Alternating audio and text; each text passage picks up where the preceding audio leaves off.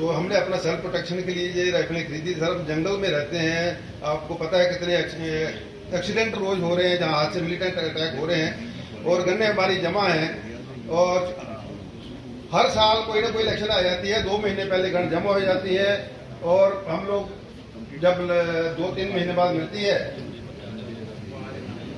पर जो लोग जेन्युइन लोग हैं जिनकी लाइसेंस वेपन्स हैं उसके बारे में डीसी साहब ने ऑलरेडी होम डिपार्टमेंट से देख लेते हैं इसमें आगे। लेकिन सर इन्होंने जब एस्टिमेट बनाया था कोई 3,97,000 का रिपेयरिंग का, लेकिन सर इनके पास फंड नहीं है, कोई इमरजेंसी कोई फंड अगर दे दे तो हमारा 15 दिन के अंदर हो जाएगा।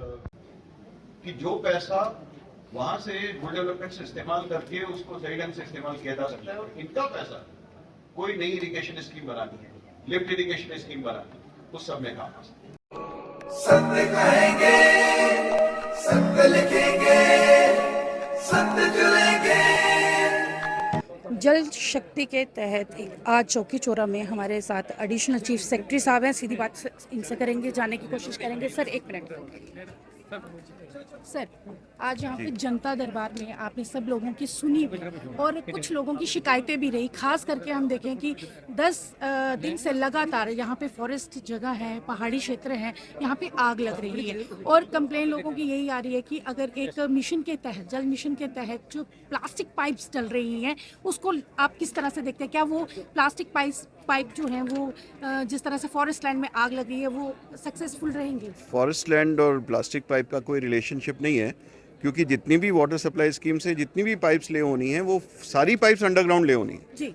और प्लास्टिक पाइप्स के बारे में लोगों की बहुत भ्रांतियां हैं कि वो उसमें किसी ढंग की परेशानी है। प्लास्टिक पाइप्स पूरे, इसको प्लास्टिक नहीं एसडीपी पाइप्स बोलते हैं, आम बोलचाल में प्लास्टिक बोलते हैं। एसडीपी पाइप्स की लाइफ भी ज़्यादा है और उसमें रस्टिंग की पॉसिबिलिटी भी नहीं है। सबसे इम्पॉर्टेंट बात यह है कि गवर्नमेंट ऑफ इंडिया ने ये रेकमेंड किया है कि उन पाइप्स को यूटिलाइज़ किया जाए। उत्तराखंड, हिमाचल वगैरह जितने दूसरे हिली स्टेट्स हैं जहाँ पर उसको पाइप्स को कैरी करके उनको ले करना ज़्यादा डिफिकल्ट है, खासतौर पे उन जगहों पर एसडीपी पाइप्स को यूज़ किया गया है।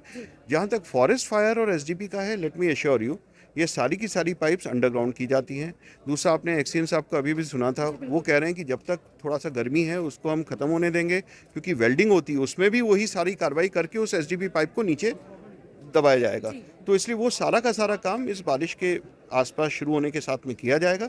I don't see absolutely any difficulty that forest fire के कारण से एसडीपी पाइप डालने का कोई इशू होगा। सर अभी गर्मियां चल रही हैं और बरसात जो है वो आने वाली है, बाढ़ आने वाली है। काफ़ी लोगों की काफ़ी कनाल जगहें जो हैं वो बाढ़ के कारण बह जाती है, जिसमें क्रेट्स डालने का काम अधूरा रह गया, उसको लाइमलाइट नहीं किया गया। सर इस पे थोड़ी सी रोशनी डालेंगे कि ये जो लोगों की जगहें जाती हैं, वैसी कंप्लेंट्स भी बहुत आती है खास करके बाढ़ के दिनों में। हाँ नहीं, बिल्कुल होता है, और जहाँ पे भी फ्लैश फ्लड्स होती हैं या पहाड़ी नाले हैं वो तेज़ी से आते हैं, ये डैमेजेस होते हैं। देखिए, इन चीज़ों पे लगातार गवर्नमेंट के अलग अलग डिपार्टमेंट्स असेसमेंट भी करते रहते हैं, काम भी करते रहते हैं, और हर एक जगह को प्रोटेक्ट कर पाने जितने रिसोर्सेज कितना होना है नहीं होना है वो तो सभी को मालूम है। लेकिन रूरल डेवलपमेंट डिपार्टमेंट की तरफ से और इरीगेशन फ्लड कंट्रोल डिपार्टमेंट की तरफ से, दोनों की तरफ से कार्रवाई होती है। जैसे मैं आपको एग्जाम्पल दूंगा कि चेनाब है या दूसरे कुछ एक मेजर रिवर्स हैं, उन मेजर रिवर्स पे केवल इसी साल में एक 75 करोड़ रुपए का है जो चेनाब पे एक जगह पर हुआ है, एक दूसरा है जो 55 करोड़ का हुआ है।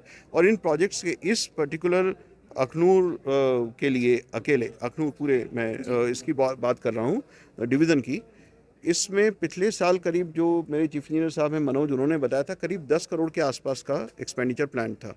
इस साल वो ऑलमोस्ट 45 करोड़ है, जिसमें बहुत जगहों पर, मेजर जगहों पर या तो वॉल्स बननी है या क्रेट वॉल्स बननी है या क्रेट पड़ना है, वो सब है।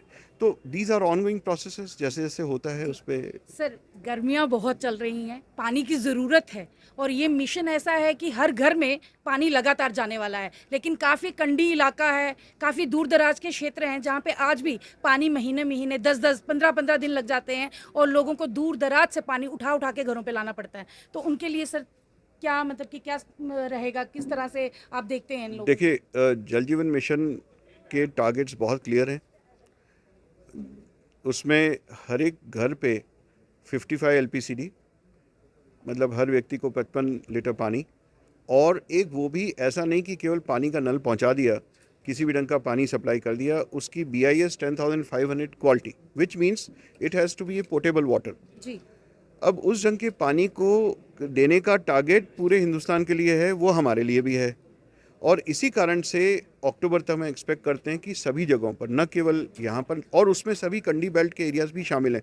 जैसे यहाँ पर डगवेल्स की आपने बात सुनी, ट्यूबवेल्स की बात सुनी, कुछ ट्यूबवेल्स पुराने बने हैं, उनको रिवाइव करना है, बिकॉज इन सभी कामों के लिए अलग अलग स्कीम्स के थ्रू पैसा आ रहा है। जल जीवन मिशन से प्राइमरली पैसा आ रहा है, लेकिन लैंग्वेजिंग स्कीम्स के कुछ हैं, नाबार्ड के हैं, वो सारे प्रोजेक्ट्स कंप्लीट किए हैं। तो आई कैन से, आपने अभी सुना है, बहुत एक्सीन साहब ने भी बड़े डिटेल में बताया कि कहीं 20% काम हुए, कहीं 40% काम हुए, सब पे काम चल रहा है। इससे मेरी उम्मीद है कि अक्टूबर के बाद में परेशानी थोड़ी ठीक से हैंडल होगी। सर, एक अहम सवाल, हमने देखा कि आपने सोशल मीडिया के ऊपर बहुत फोर्स दिया है कि लोगों की इसमें बहुत रिस्पॉन्सिबिलिटी बनती है, तो इसके लिए थोड़ी हम चाहेंगे कि हमारे चैनल के माध्यम से लोगों तक- मेरा इतना सा कहना है कि सोशल मीडिया को ढंग से इस्तेमाल करना हम सबकी रिस्पॉन्सिबिलिटी है।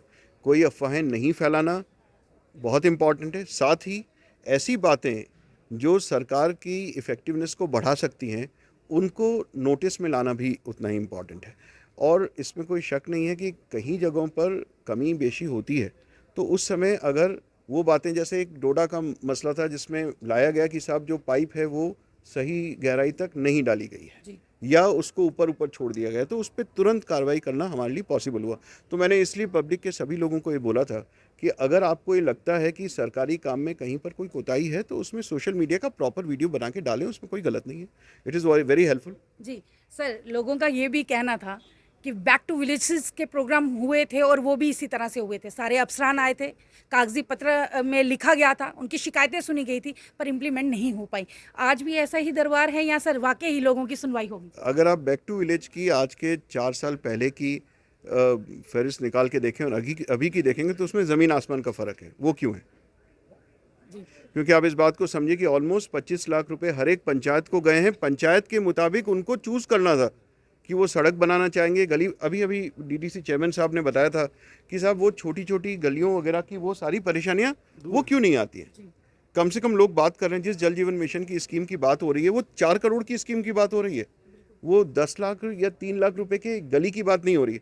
This is the power of the people which has happened. तो बैक टू विलेज से हम काफ़ी आगे आ चुके हैं। जी बहुत बहुत शुक्रिया सर। ये थे हमारे साथ एडिशनल चीफ सेक्रेटरी साहब। और आज जनता दरबार चौकी चोरा में लगाया गया, जहाँ पे लोगों की सुनवाई हुई और मौके पर भी उनको हल करने का एक दावा दिया गया है। बाकी रिस्पॉन्सिबिलिटी आप जनता की है कि अब जनता किस तरह से एडमिनिस्ट्रेशन का साथ देती है। मुझे दीजिए आ गया, वीडियो को ज़्यादा से ज़्यादा शेयर करिएगा कि ताकि लोगों तक ये मैसेज जो है वो पहुँच पाए। मैं कैमरामैन विक्रांत के साथ राबिया खजूरिया, दैनिक स्टेट समाचार के लिए।